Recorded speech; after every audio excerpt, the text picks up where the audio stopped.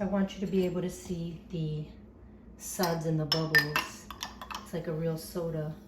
Except it's not soda at all. It's a probiotic drink.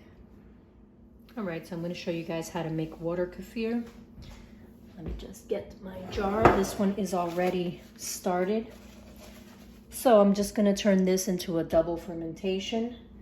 We're going to do that by adding some juice. You can use any kind of juice that you want. This is just an Aldi's brand juice. Ugh. And I'm going to add about 2 cups. Let's see if that's 2 cups. A little more. And I will be using that for all of my bottles. Okay, so the first thing we do is I like to put about 1/2 cup in each one of my bottles of this size. That's good. I think, nope, a little more.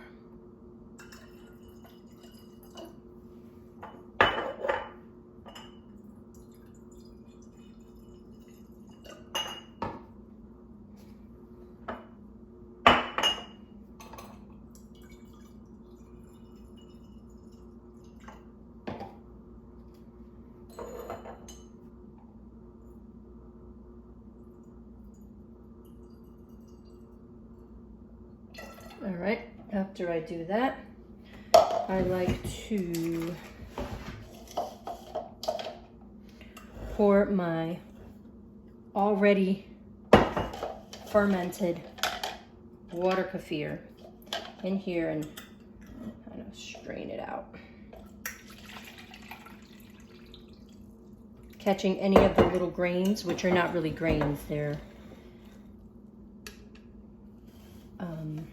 bacteria, colonies of bacteria and yeast. And I'm going to start pouring it in here.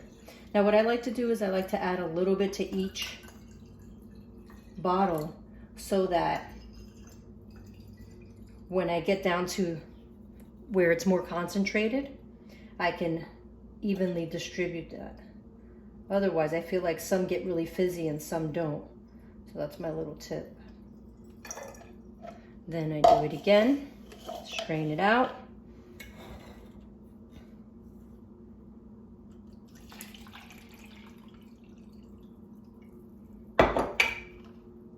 If I have any left over, I just put it in a separate jar so that when I make smoothies, I can use that water instead of using regular water.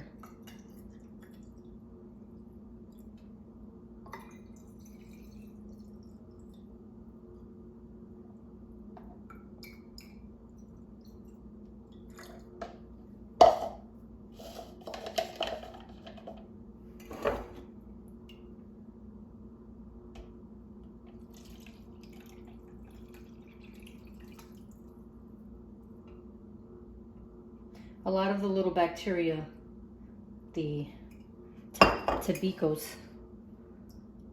fall in the really small pieces.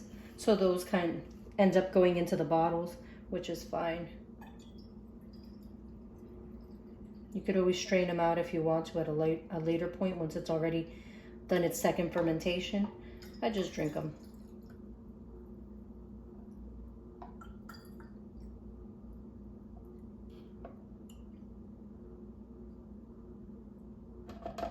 Pretty good, pretty good. All right, and now we're just gonna cap them off.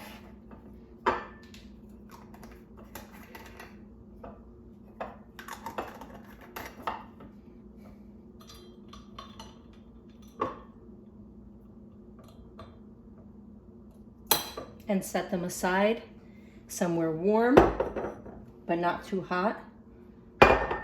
And just let them ferment for about 2 days.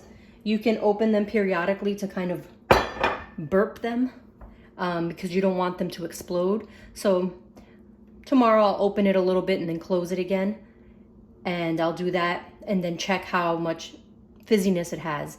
Once it's the way I like it, then I put it in the refrigerator. All right, so now I'm gonna show you how to reuse this here. So I just like to put this right back in. get my cup. I'll fill up the 2 cups, up to 2 cups, 2.5 cups. And I put some sugar in there. 2 of these scoops. That's about, I think, 6 teaspoons. Then I have my trusty chopstick.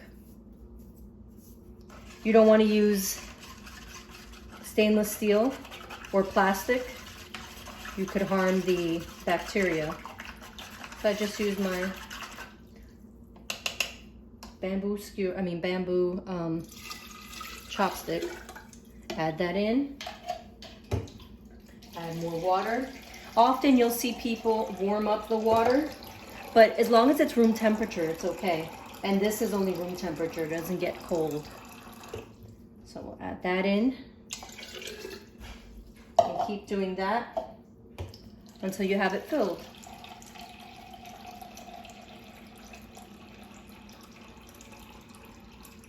I like to fill it to about here.